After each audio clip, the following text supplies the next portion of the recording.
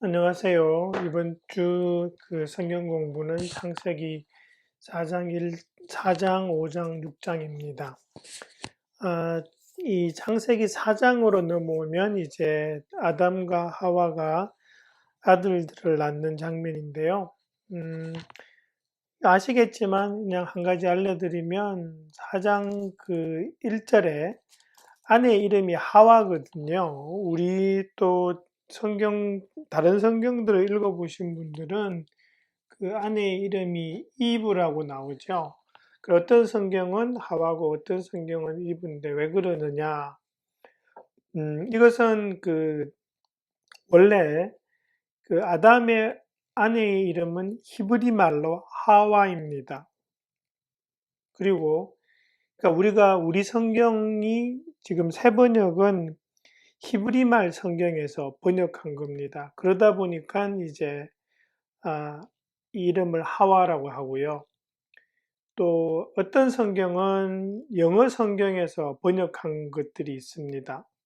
그렇게 되면은 그런 성경은 이브라고 합니다. 왜 영어 성경은 이브라고 하느냐?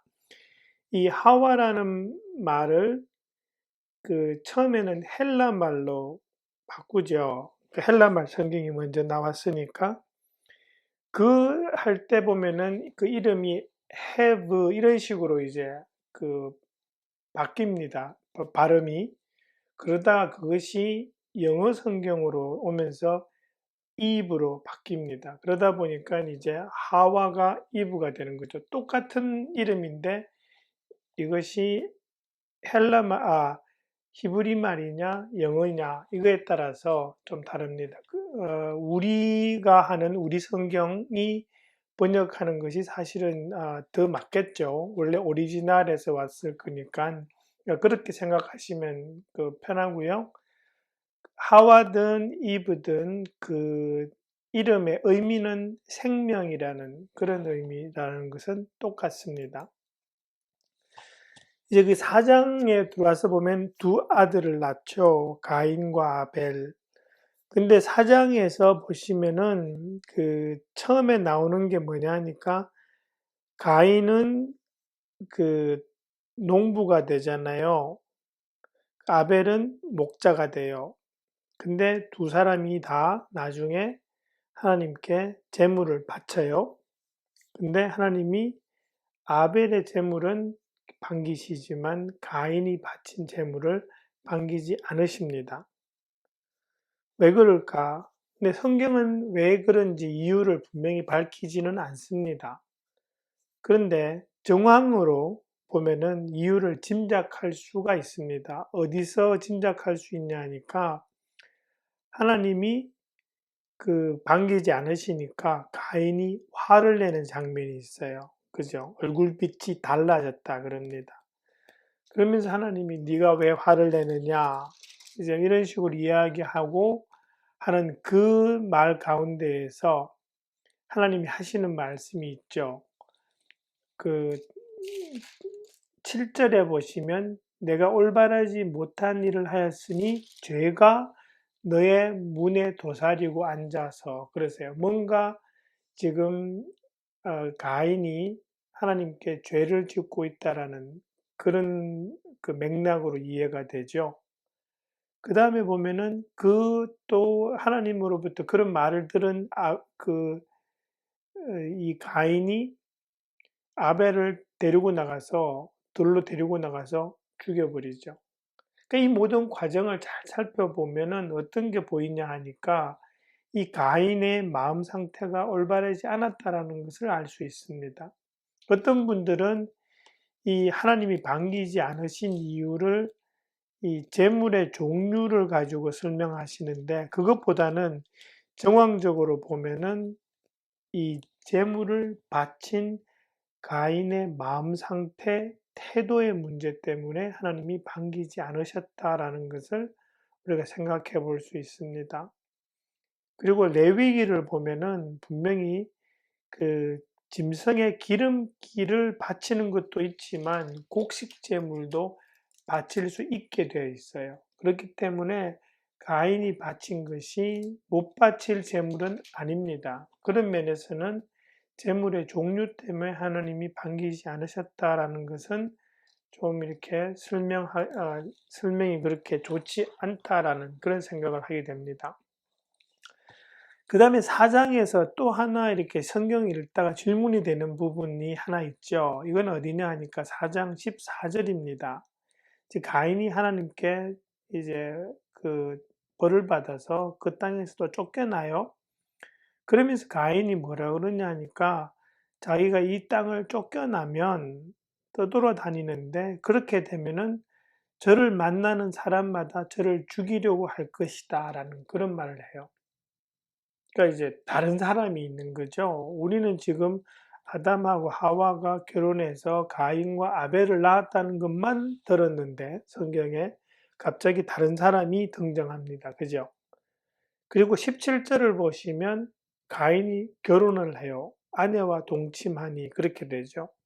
그럼 이 사람들이 다 어디서 왔냐라는 질문이 생기는데 여기에 대해서도 이 성경은 분명한 답을 주지 않습니다. 어떤 해석이 가능하냐면 아담하고 하와가 다른 자식을 낳았을 것이다. 그리고 그 사람들이 다른 곳으로 이주해서 살았을 수도 있다라는 해석이 가능합니다. 왜냐하면 하나님께서 아담에게 주신 그 명령이 뭐냐 하니까 땅에 충만하라 그랬기 때문에 자식을 많이 낳았을 수가 있죠. 그 뒤에 보시면은 아담은 930년을 살아요. 그죠? 그리고 셋을 낳았을 때가 130살입니다. 그러다 보니까 중간에 시간적 갭이 상당히 많습니다. 그러다 보니까 아담하고 하와가 다른 자녀를 낳았을 가능성도 있어요. 그리고 또 다른 하나는 학자들 중에는 하나님이 아담하고 하와 말고 다른 사람들도 만들었을 것이다 라고 그렇게 이야기하는 사람도 있습니다. 그 가능성을 배제하지는 못합니다. 그죠? 여기 이 부분에 대해서 성경이 분명한 답을 주지 않고 있다는 걸 우리가 생각해야 되고요. 그러니까 그 가능성을 열어두어야 되고 또 하나 생각할 것은 성경은 우리가 의문을 가지는 모든 디테일에 대해서 답을 주지는 않는다라는 것입니다. 그래서 답이 없는 부분에 대해서는 추측은 할 수 있지만 반드시 이럴 것이다라고 정답을 우리가 확신할 수 없는 그런 상황이라는 것 우리가 염두에 두고 성경을 읽을 필요는 있습니다. 그 다음에 4장을 보시면 이제 아담의 후손 가운데 가인의 자손이 나오고요. 뒤에 또 보면 셋의 자손이 나옵니다. 그러니까 다른 두 후손들이 나오는 거죠. 보면은 가인의 자손들은 가인이 하나님으로부터 벌을 받을 때 12절을 보시면 밭을 갈아도 땅이 이제는 너에게 효력을 더 나타내지 않을 것이다 그랬거든요. 하나님께서. 그러다 보니까 이 뒤에 보면은 가인의 후예들은 이 농업하고는 관계없는 일을 합니다. 도시를 세우고 또 어떤 물건을 만들고 짐승을 치고 뭐 퉁소도 불고 그래요. 그러니까 자기에게 어떤 능력이나 재능은 있는 것 같아요. 그런데 보면은 하나님을 찾았다라는 말은 없어요. 그러니까 자신의 능력이나 어떤 재능을 가지고 살아는 가는데 하나님과는 관계없이 살아가는 사람이라는 그런 뉘앙스를 풍기는 내용이에요. 왜냐하면 뒤에 가서 셋이 나오는데 세 번째 아들이죠. 이 성경상에서는 이 셋의 자손은 어떻게 되냐니까 비로소 26절에 비로소 사람들이 주님의 이름을 불러 예배하기 시작하였다. 그렇게 돼요. 그러니까 이 한쪽은 하나님과 관계없이 살아간 것 같고 한쪽은 하나님의 이름을 불러 예배하기 시작했다라는 그러니까 예배하는 사람과 그렇지 않은 사람으로 구분이 되고 있다라는 것을 우리가 볼 수 있습니다. 그죠? 그러면 뒤에 이제 가서 보시면 5장에서 그 아담의 자손의 계보가 나오는데 잘 보시면 계보에서 가인은 안 나와요. 가인의 자손은 4장 18절부터 24절에 언급이 되고 있는데 5장에서 딱 아담의 역사는 이러하다 해놓고 아담의 후손을 이야기하는데 가인은 빼버려요. 그죠? 이 말은 뭐냐 하니까 이 성경에서 이야기하는 계보는 어떤 하나님의 역사가 이어지는 중심 계보가 있다라는 거예요. 그 계보에 모든 자손이 다 등장하지는 않아요. 중심이 되는 계보. 그러니까 한 사람이 여기서 보시면 이제 똑같은 패턴으로 나아가죠. 아담은 셋을 낳았고 또 셋은 에노스를 낳고 쭉 이렇게 누구와 누구를 낳았다 하는데 아들, 딸을 낳았다고만 하지 이름은 딱 한 명만 나오죠. 그죠? 그렇다면서 이 공통적인 거는 그렇게 한 명의 아들 이름만 나오고 그 사람이 언제 태어나서 언제 또 자식을 낳고 몇 년을 살다 죽었다 이렇게 돼요. 그러다 보니 그런 공통점이 있는 거죠. 그죠? 아들 낳고 그다음 몇 살 살고 죽었다. 근데 보시면은 이 사람들의 수명이 한 900년은 기본으로 살고 있습니다. 이 900년 가까이 사는 사람들에게 있어서 예외가 되는 사람이 둘입니다. 한 사람은 그 에녹이고요. 나이는 이 사람이 그렇게 오래 못 살아요. 365년 살고 하나님이 데려가세요. 그 다음에 또 하나 되는 사람이 있어요. 그 사람은 라멕입니다. 노아의 아버지예요. 그게 5장 31절에 나오죠. 777년을 살고 죽어요. 근데 여러분 잘 계산해 보시면은요, 이 사람이 죽은 나이가 홍수 때예요. 다시 말해서 이 사람이 900살 정도를 못 채운 이유가 홍수에 죽었기 때문이에요. 그런 게 이제 한 번쯤 계산해 보시면 대충 그게 나올 겁니다, 아마. 이제 그런데 나이 말고요. 이 패턴, 그죠? 태어나서 낳고 몇 살에 죽고라는 그 패턴에서 그 패턴으로 계속 아담의 자손을 이야기하는데 그 자손에서 예외가 되는 사람이 3명 나옵니다. 첫 번째는 셋입니다. 셋은 다른 부연 설명이 있어요. 아담의 모습을 닮은 아이라는 그 부연 설명이 나와요. 그죠? 그런 면에서 셋은 조금 다르고요. 두 번째로 다른 사람은 에녹입니다. 에녹은 죽지 않고 하나님이 그냥 그를 하늘나라로 데려가십니다. 그게 이제 5장 24절입니다. 그러니까 성경에 보면은 죽지 않고 하느님 나라로 들려 올라간 사람이 둘 나오죠. 한 사람은 에녹이고 다른 사람은 엘리야고, 그죠? 근데 왜 하나님이 에녹을 그렇게 죽을 때까지 놔두지 않고 데려가셨을까라는 그 이유는 24절에 나옵니다. 그게 보시면 하나님과 동행하는 단어가 나오죠. 이 동행이라는 게 어떤 거냐 하니까 하나님과의 친밀성입니다. 하나님과 깊은 관계 가운데 그렇게 살았다라는 거죠. 그 동행이라는 단어가 또 한 번 더 나오는 것이 사실은 노아입니다. 6장 9절에도 보면은 노아는 하나님과 동행하는 사람이었다라고 그렇게 나오죠. 그러니까 하나님과의 친밀성 그런 것들을 나타내고요. 노아는 사실은 뒤에 보시면 그 특별한 것이 아들의 이름이 다 나와요. 셈과 함과 야벳. 이건 뒤로 가서 이제 노아의 자녀들이 그 홍수를 거치면서 하는 그 과정에서 나오기 때문에 아마 그렇게 해서 이 셋 아들의 이름이 다 나오지 않나 그렇게 생각을 해봅니다. 그 다음에 이제 6장으로 넘어오면은 제목이 인류의 악행이고 다음에 이제 노아에 관한 게 나오죠. 이 본격적으로 사람이 들의 있던 행위가 악해진다라는 것을 하나님께서 이렇게 쭉 이야기하시는 장면인데 6장 2절에 보시면 하나님의 아들, 사람의 딸이라는 말이 나옵니다. 그죠?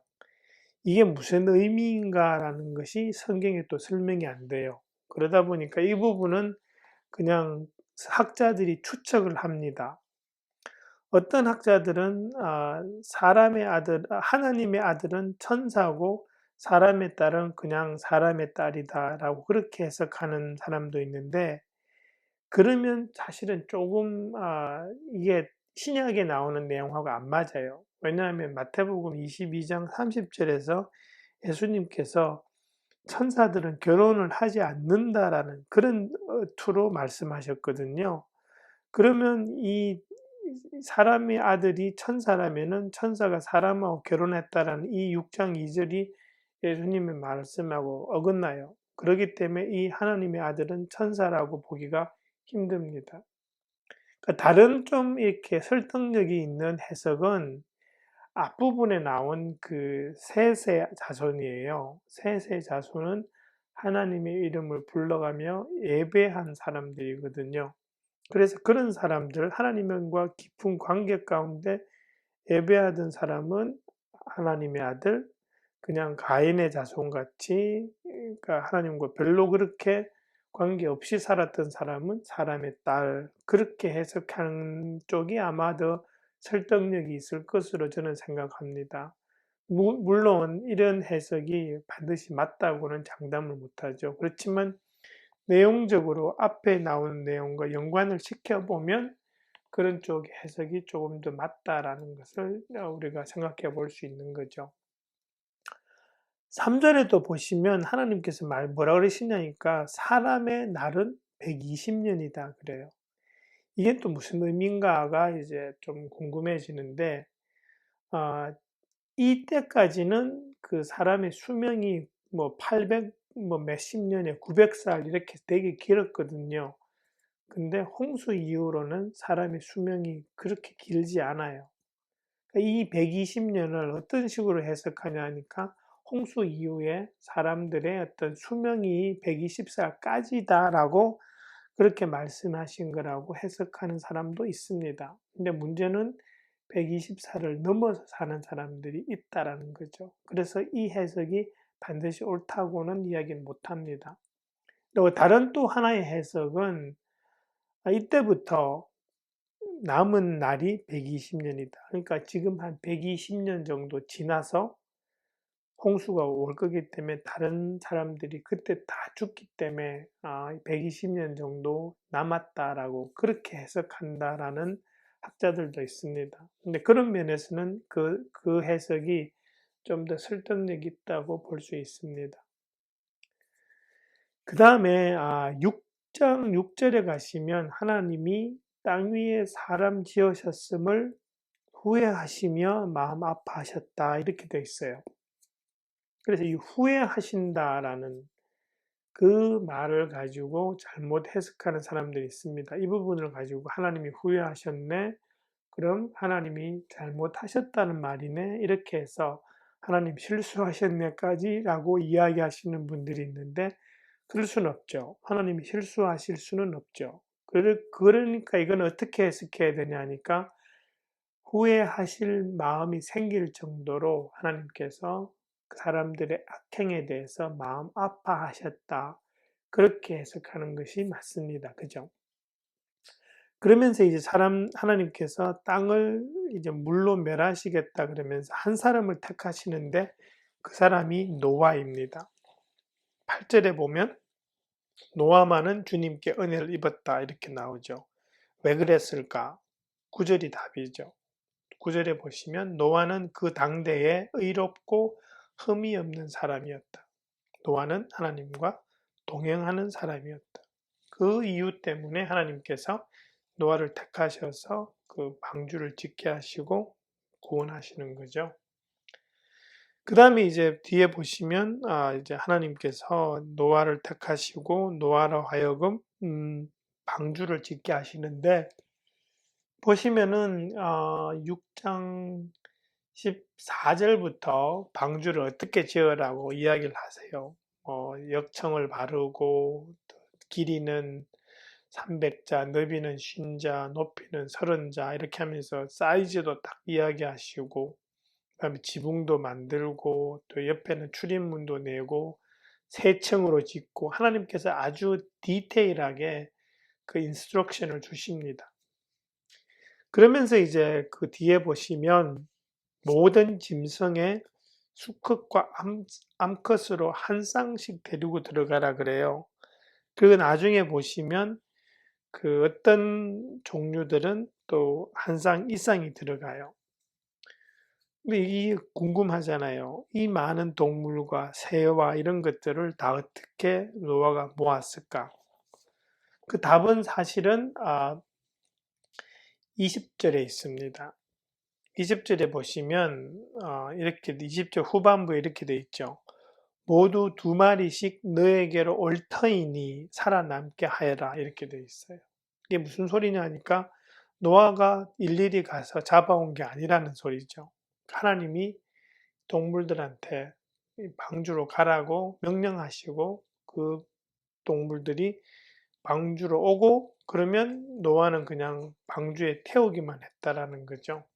이게 노아가 이 많은 동물들을 그 방주에 태운 비결입니다. 그 다음에 보시면 마지막으로 6장 22절, 노아는 하나님이 명하신 대로 다 하였다. 꼭 그대로 하였다.